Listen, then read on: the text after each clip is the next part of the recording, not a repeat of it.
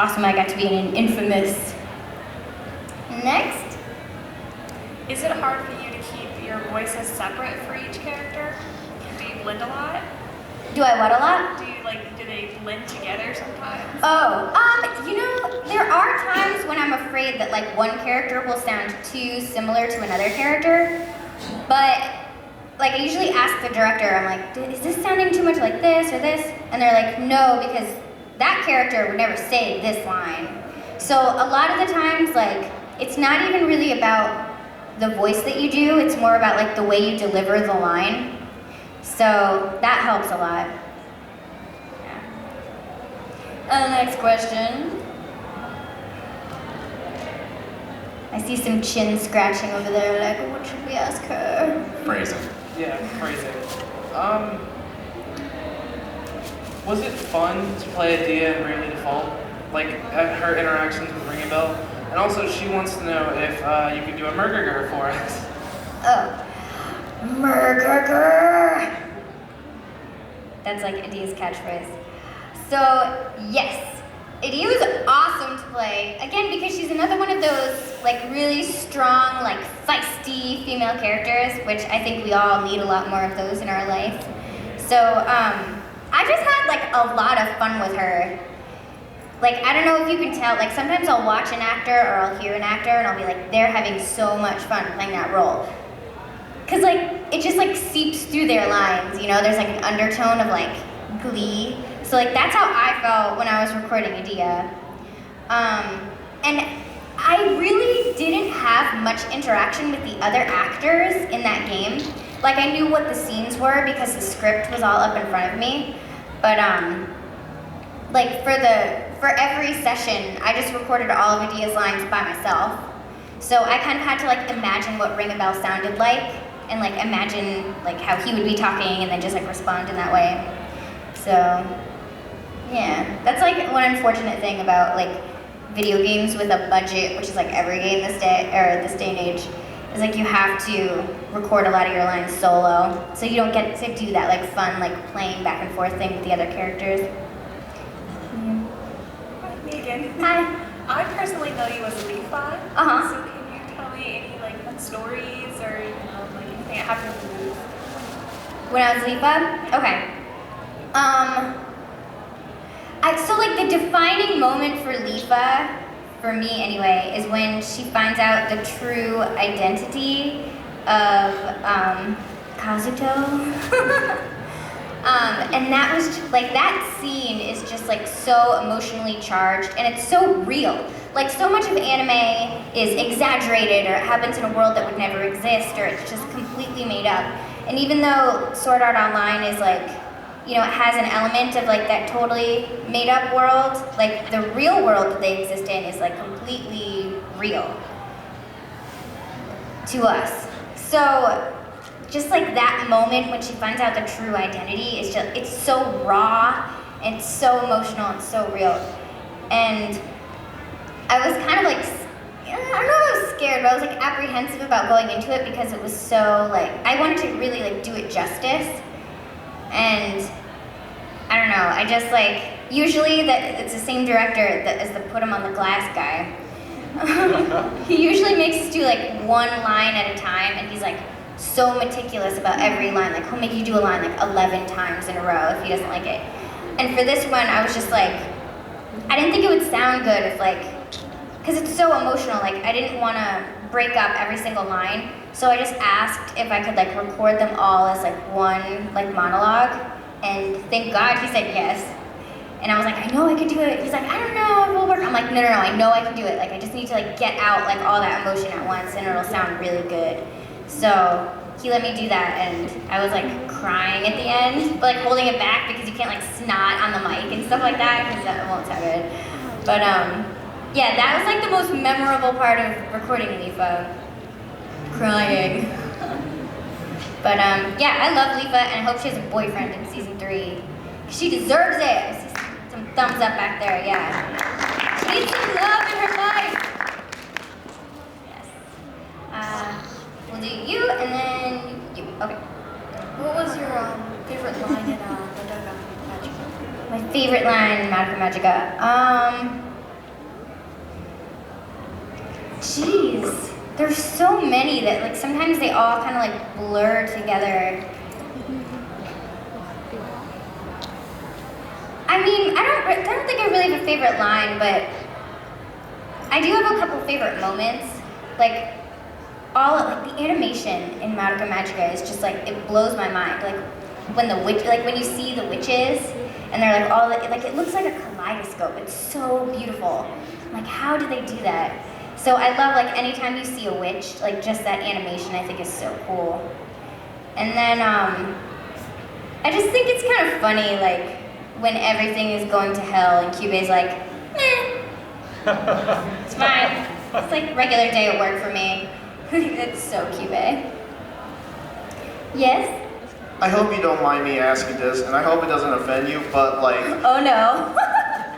Like, when you voice a character and then you go online and you see like a bunch of images of them getting you know what, how do you feel about that? Like, you voice a character and then you see a bunch of... Oh, like people drawing like obscene pictures of them? Basically, yes. Yeah, I mean, I don't really like go online like seeking out stuff like that.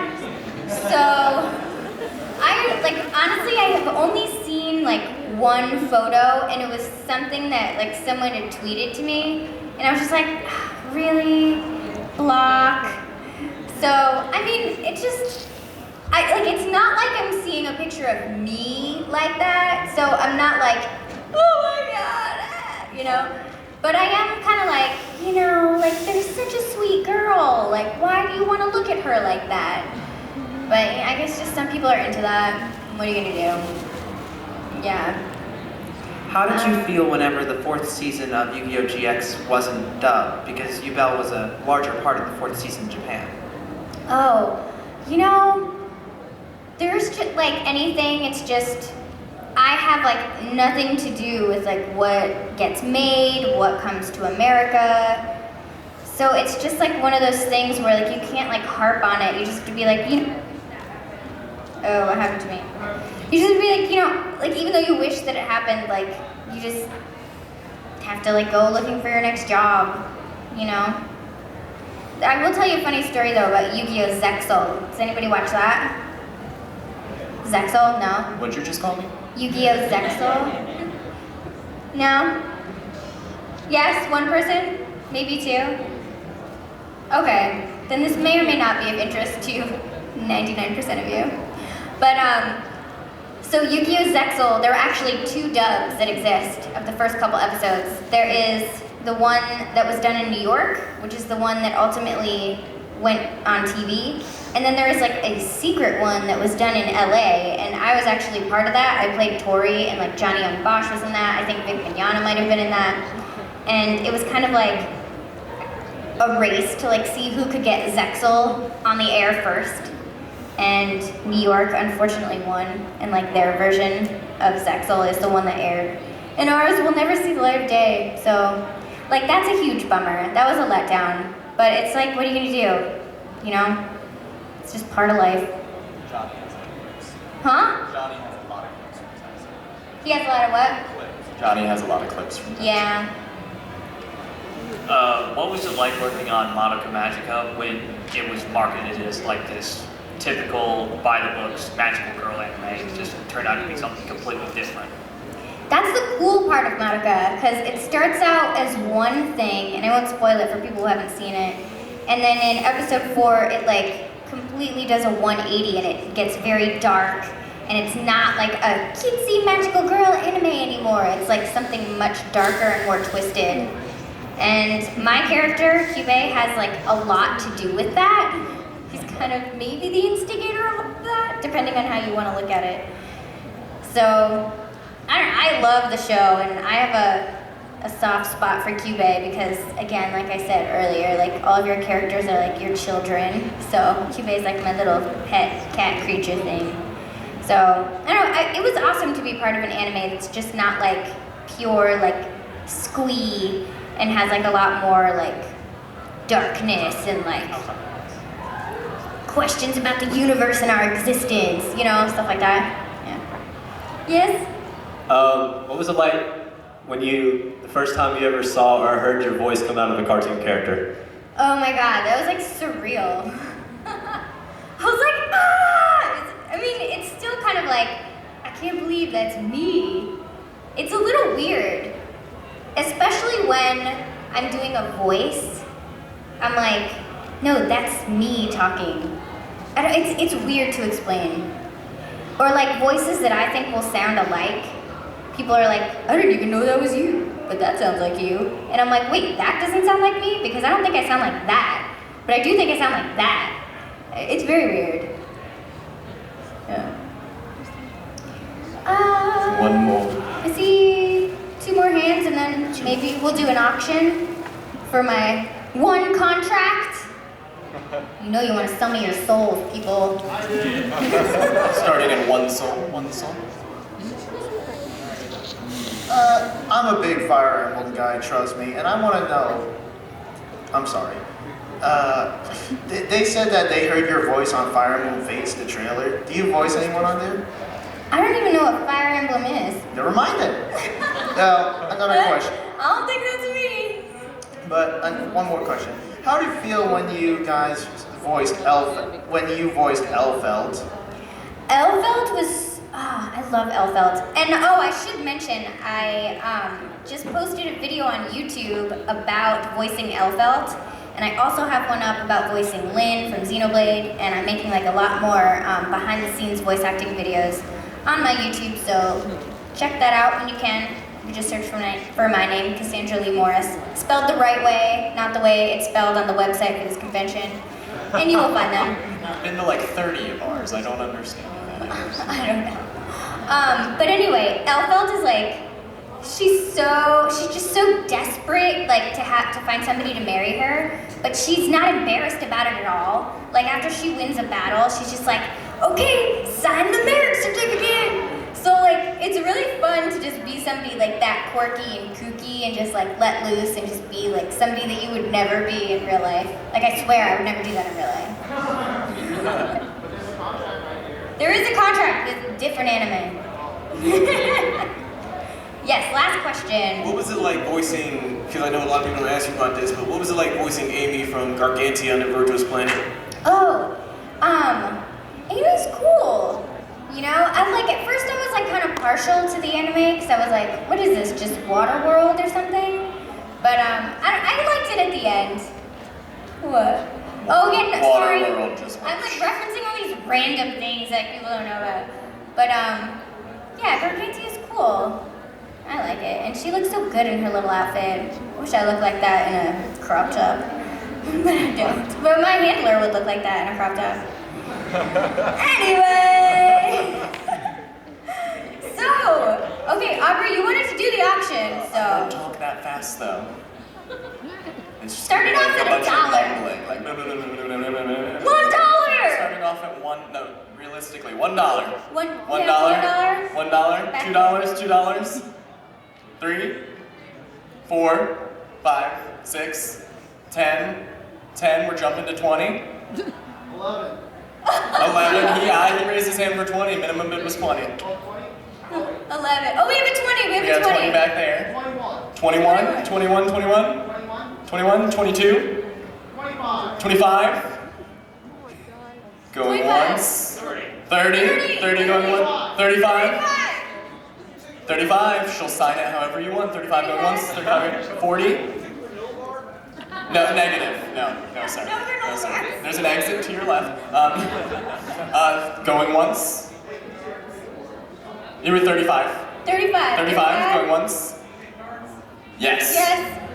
45. 45. 47. 47. 50. 50, going once. 52. 52, going once, twice. 55. 55, going once, twice. 58. 60. 62. 67. 69. 70. 71. 72. We gotta go by fives. We're gonna start going by fives. This is an eBay. 75. 80. 80. Hey, do everyone say 80, woo-hoo! 80 once! 80 twice! 81! No more ones. We gotta go in 5. Who said 5? At least 5s. 85. 85. Once. Twice. 90. 90. Boom. Sold. Sold! The man in the front row! You will also get to be first in our autograph line. Oh yes, you get to cut the whole line. Yeah. So Yes. she'll sign it for you at the table.